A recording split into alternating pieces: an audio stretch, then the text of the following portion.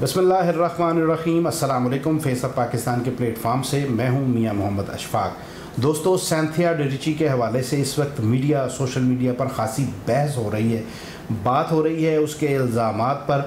क्या क्या इल्ज़ामात लगाए हैं उसकी तफसील ख़ासी आपके पास आ चुकी है, लेकिन एक इंतहाई संगीन इल्ज़ाम जो पीपल्स पार्टी की क़यादत पर लगाया गया है उस पर बहुत कम बात की गई है। यूँ समझें कि बात की ही नहीं गई। वो इल्ज़ाम क्या है? वो इल्ज़ाम ये है कि सैंथिया ये कहती है कि मोहतरमा बख्तावर भुट्टो जो बेनज़ीर और आसिफ ज़रदारी की बेटी हैं, इनका एक नौजवान के साथ अफेयर था। वो नौजवान कौन था?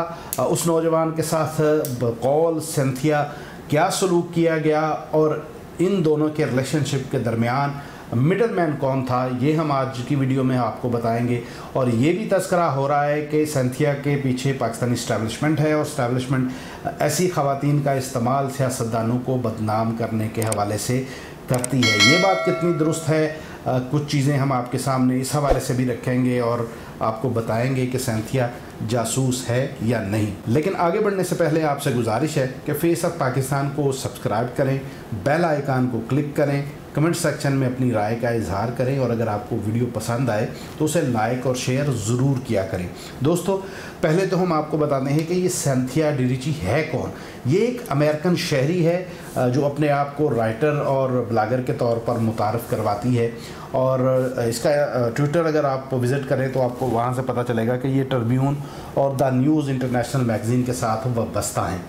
अगर आप इसके ट्विटर को फॉलो करें तो आपको पता चलेगा कि इसकी जितनी पोस्टें हैं उनमें अमेरिका का जिक्र कम है जबकि पाकिस्तान का जिक्र ज़्यादा है। यानी पाकिस्तान की सियासत के साथ इनकी बहुत ज़्यादा अटैचमेंट है, बहुत ज़्यादा वाबस्तगी है और पाकिस्तान के मुस्बत किरदार को दुनिया में मुतारिफ़ करवाने के हवाले से सैंथिया की बहुत सारी पोस्टें आपको उसके ट्विटर पर मिल जाएंगी। अब आते हैं इस बात की तरफ कि सैंथिया बेसिकली पाकिस्तान में पहली दफ़ा कब आई और इसको लेके आने वाला कौन था। देखिए दोस्तों, जब ये राइटर नहीं थी, जब ये ब्लॉगर नहीं थी, उस वक्त एक अमेरिकन कंपनी के अंदर ये जॉब किया करती थी और जिस कंपनी में ये जॉब करती थी उस कंपनी के अमेरिकन जो मालिक है उसकी पार्टनरशिप एक पाकिस्तानी बिजनेसमैन के साथ थी। वो बिजनेसमैन पीपल्स पार्टी की क़यादत के भी इंतहाई करीब था और वो बिजनेसमैन इसका पहला ज़रिया था जब ये बतौर मेहमान 2008 में विज़िट के लिए पाकिस्तान आई थी। और 2008 में आपको पता है पाकिस्तान का वीज़ा 3 माह के लिए होता है और उसको एक्सटेंड करने के लिए ज़ाहिर है ज़रूरत पड़ती है वज़ारत दाखिला की। और वज़ारत दाखिला में जब इसका आना जाना हुआ तो बताया ये जाता है कि वहाँ से फिर ये मामलात आगे बढ़े और इस सारी सिचुएशन में तो रहमान मलिक के साथ इनकी रिलेशनशिप हुई और उसके बाद ख़ुद ही वो बता चुकी हैं कि सैयद अली यूसुफ रज़ा गिलानी के साथ भी इनका रहा और दीगर जो पीपल्स पार्टी की क़यादत है उसके हवाले से भी उनकी तरफ से तरदीद आ चुकी है। रहमान मलिक के जो उनके जो तर्जमान हैं उनकी तरफ से तरदीद आ गई है, लेकिन ख़ुद रहमान मलिक साहब ने इस पर बात करना मुनासिब नहीं समझी। मैं ख़ुद फ़ोन कॉल पर रब्ता करने की कोशिश करता रहा, बेल तो जारी थी लेकिन उन्होंने फ़ोन अटेंड नहीं किया। लेकिन खैर, अब आते हैं इस बात की तरफ कि सैंथिया बेसिकली क्या इस्टेब्लिशमेंट का मोहरा है, इस्टेब्लिशमेंट इसको इस्तेमाल कर रही है या ये इत्तफाकिया है जो इल्ज़ामात पीपल्स पार्टी की क़यादत पर लगे। तो उस पर मैं आपको ये बताता हूँ कि बुनियादी तौर पर पिछले दिनों जो एक एक्ट्रेस उज़मा का स्कैंडल आया था, मलिक रियाज़ के जो रिश्तेदार हैं उस्मान मलिक, उनके हवाले से उनका जब ये स्कैंडल सामने आया, स्कैंडल आने के बाद जब सोशल मीडिया पर इस पर बहस तकरार हो रही थी तो उस वक्त उस बहस के दौरान ये सैंथिया भी एंटर होती है और उसकी जब ये पोस्ट चल रही थी कि चीफ जस्टिस इस पर नोटिस लें तो उस वक्त उस पोस्ट पर सबसे पहले सैंथिया की तरफ से कमेंट किया गया जिसमें उसने ये कहा कि औरत पर तो इल्ज़ाम लगा देती है लेकिन जो मर्द कर रहे हैं उस पर बात नहीं होती। और यहीं से बात चली थी जिस पर उसने तस्करा किया था कि मोहतरमा बेनज़ीर भुट्टो उन ख़वातीन के साथ क्या सलूक किया करती थी जिन ख़वातीन के रिलेशनशिप हुआ करते थे आसिफ अली ज़रदारी के साथ। यानी उज़मा जो एक्ट्रेस हैं और उस्मान मलिक का जो स्कैंडल था इसने उसको जॉइंट करने की कोशिश की थी उस बात के साथ जो रिलेशनशिप आसिफ अली जरदारी और मोहतरमा बेनज़ीर भुट्टो के दरमियान मुबैना तौर पर रही, जो सिंथिया ने इल्ज़ाम लगाया। और यहीं से फिर इल्ज़ामात का सिलसिला आगे बढ़ा और पीपल्स पार्टी की तरफ क़यादत की तरफ से भी और उनके वर्कर्स की तरफ से भी, उनके सोशल मीडिया की तरफ से भी सिंथिया को टारगेट किया जाने लगा। और जब सिंथिया को टारगेट किया जाने लगा उसके बाद सिंथिया ने रहमान मलिक, यूसुफ रज़ा गिलानी और मखदूम शहाबुद्दीन के हवाले से भी बातें की और बात आगे चलती चलती यहाँ पर आकर रुकी तो खैर नहीं है, बात अभी जारी है। लेकिन बहरहाल ये बात हुई मोहतरमा बख्तावर भुट्टो का नकीबुल्ला मसूद, जो एक बड़ा मारूफ कत्ल हुआ था SSP राव अनवार पर जिसका पुलिस मुकाबले का इल्ज़ाम था, उस कत्ल के हवाले से सिंथिया ने दोनों की कड़ियाँ मिलाईं। ये बातें पहले सोशल मीडिया पर बहुत हो रही थी, लेकिन ज़ाहिर है कोई सोशल मीडिया पर कोई भी बात कर दे उसका ऑथेंटिक सोर्स तो नहीं होता।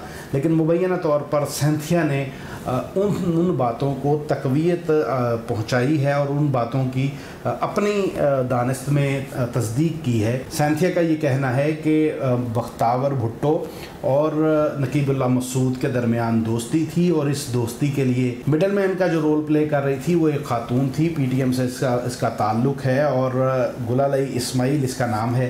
ये बड़ी मारूफ है सोशल मीडिया पर। गुलालई इस्माइल, नकीबुल्ला मसूद और बकौल सिंथिया के बख्तावर भुट्टो के दरमियान रिलेशनशिप में मिडल मैन का रोल प्ले कर रही थी। इसकी 2 NGOs हैं जो बैरूनी फंडिंग के साथ चल रही हैं और दोनों NGOs का ताल्लुक़ और उसका जो काम है वो दोनों जिनसी तालीम देती हैं, हम जिन्स परस्ती को प्रमोट करती हैं।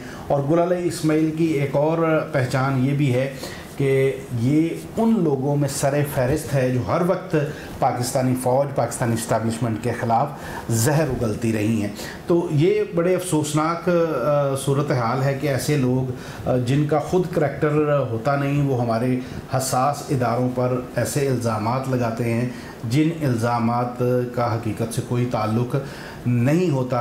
और आपको ये भी पता है कि PTM को मुकम्मल तौर पर पीपल्स पार्टी की क़यादत की तरफ से हर तरह की सपोर्ट हासिल रही है। अब आते हैं इस बात की तरफ कि सिंथिया को इस्टेब्लिशमेंट इस्तेमाल कर रही है या नहीं कर रही। दोस्तों, ये जो हमारे जो वजीफ़ा खौर सहाफ़ी हैं और फ़ौज के साथ बुग़्ज़ और इन करप्ट और बद किरदार सियासतदानों के साथ मोहब्बत रखने वाले हमारे जो सहाफ़ी हैं वो ये तासुर पैदा कर रहे हैं कि सिंथिया के पीछे इस्टेब्लिशमेंट है। लेकिन सवाल ये है कि जिस वक्त आयशा गुलालई इमरान ख़ान पर इसी किस्म के इल्ज़ामात लगाती है, रेहाम ख़ान इस किस्म के इल्ज़ामात लगाती है, तो तब ये नहीं कहते कि इन इल्ज़ामात के पीछे कोई इस्टेब्लिशमेंट हो सकती है या कोई साजिश हो सकती है। लेकिन जो ही ये करप्ट और बद किरदार सियासतदान इस तरह की के इल्ज़ामात की जद में आते हैं तो उनके दिफा के लिए ये कहते हैं कि इस्टेब्लिशमेंट ऐसी ख़वातीन को इस्तेमाल करने के लिए रखती है ताकि वो सियासतदानों को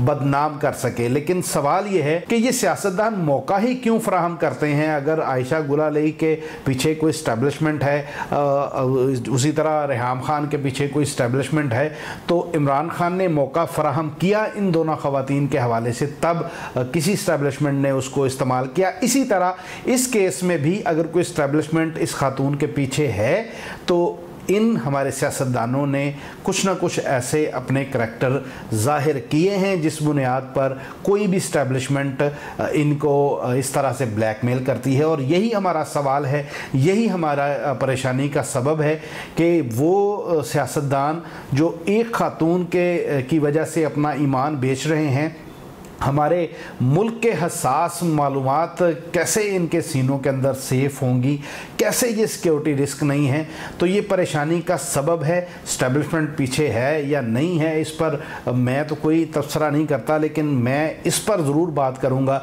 कि जब आप स्पेस छोड़ते हैं तभी वो स्पेस कोई फिल करता है। जब आपने अपने दफ्तर के अंदर, अपने घर के अंदर, अपने वाने सदर के अंदर, वजारत दाखिला के अंदर ऐसे लूप होल छोड़े कि ये खातून वहाँ तक गई, उसके बाद ये इल्ज़ामात लगाए गए। अगर आप ये सब कुछ ना करते तो आप पर ये इल्ज़ामात ना लगते। तो वजीफ़ा खौर सहाफ़ियों से गुजारिश ये है कि खुदा के लिए कुछ ऑब्जेक्टिव लेकर आगे बढ़ें जिनका मकसद पब्लिक की खैर ख्वाही हो। इस हुकूमत की नाअहलियों पर बात ज़रूर करें, इस हुकूमत की करप्शन पर भी बात करें, लेकिन करप्शन स्कैंडल बाहर लेकर आएँ ताकि आप भले किसी को सपोर्ट करने के लिए ही करप्शन स्कैंडल सामने लेके आएँ, लेकिन उन स्कैंडल के बाहर आने से पब्लिक को, आवाम को, इस मुल्क को फ़ायदा होगा। ठीक उसी तरह जिस तरह नवाज़ शरीफ ज़रदारी ने करप्शन की है, अब अगर उनकी करप्शन के केसेस को कोई बदनीति की बुनियाद पर खोल रहा है तो केस सच्चे हैं, सच्चे केसों पर बात होनी चाहिए, खा वो उसके पीछे नीयत किसी की कोई ही क्यों ना हो। इस मुल्क के लिए बेहतर है कि हर वो शख्स बेनकाब हो जो इस मुल्क को लूटता रहा, जो इस मुल्क के हसास मालूमात को शेयर करता रहा, जो इस मुल्क की बुनियादों को खोखली करता रहा। दोस्तों, आप क्या समझते हैं कि जो इल्ज़ामात हमारे सियासतदानों पर लगते हैं उन इल्ज़ामात में सदाकत होती है या हमारे सियासतदान भी किरदार के हवाले से कमज़ोर हैं, इसलिए उन पर इस किस्म के इल्ज़ामात लगते हैं? आप क्या सोचते हैं इस हवाले से कमेंट सेक्शन में ज़रूर बताइएगा। अब तक के लिए इतना ही। अपनी तन्हाइयों, अपनी महफ़िलों और अपनी दुआओं में हम सबको याद रखिएगा। अल्लाह हाफिज़। वीडियो को लाइक करें, शेयर करें, फेस ऑफ पाकिस्तान को सब्सक्राइब करें और कमेंट सेक्शन में अपनी राय का इजहार ज़रूर करें।